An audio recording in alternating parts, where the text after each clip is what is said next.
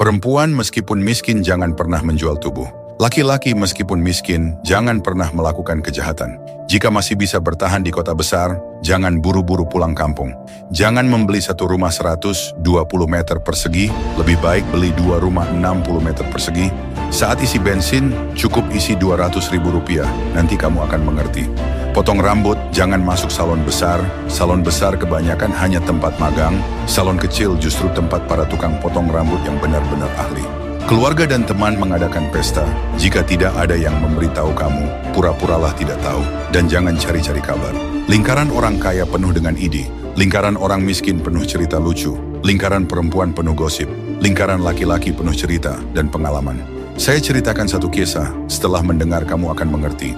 Ada seorang buruh yang merantau jauh dari rumah. Ia membeli lotre dan memenangkan 10 miliar rupiah. Dia menelepon istrinya, berkata bahwa dia harus masuk rumah sakit dan butuh uang segera. Istrinya panik dan pergi meminjam ke kerabat dan teman. Semua kerabat dan teman mendengar kabar itu langsung bersikap dingin, menolak, bahkan mengusirnya. Saat sang istri sedang sedih dan putus asa, suaminya tiba-tiba pulang dengan sehat. Dia berkata, "Sebenarnya aku tidak sakit, aku menang lotre 10 miliar.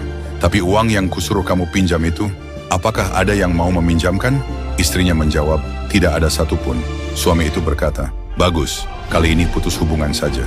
Kita lihat nanti, siapa di antara mereka yang masih punya muka datang meminta pinjaman lagi."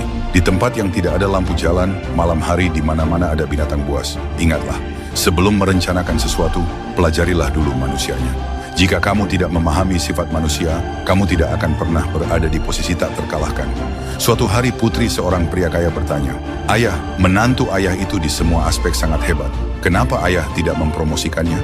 Pria kaya itu berkata, "Justru karena dia terlalu hebat, ayah khawatir kamu tidak mampu mengendalikannya. Kamu 90 kilogram, dia 60 kilogram.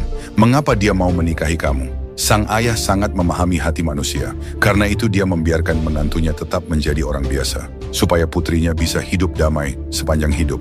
Putrinya masih tidak mengerti. Ayahnya menjelaskan, 30 tahun lalu, di desa ayah mabuk dan sombong, mengatakan bahwa tahun itu ayah beternak ikan dan untung ratusan juta. Keesokan paginya, sebelum matahari terbit, kolam ikan kita sudah diberi racun oleh seseorang. Ikan mati hampir semua, ayah rugi besar. 5 tahun kemudian, ayah bangkit lagi, menikahi ibumu, punya kamu, dan membeli sebuah villa di Jakarta seharga lebih dari 50 miliar rupiah, dibayar tunai. Ayah tidak memposting apapun di media sosial, bahkan tidak memberitahu kakek nenekmu. Kerabat dan teman bertanya, "Bisnis sekarang bagaimana?" Ayah selalu menjawab, "Sekarang saya bekerja untuk orang lain, gaji cuma 5 juta, keluarga saya masih ngontrak." Kerabat dan teman mendengar itu semua sangat senang di dalam hati.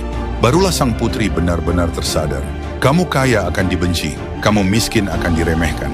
Di depan orang yang kamu kenal, jangan pamer kekayaan, itu mengundang iri dan masalah.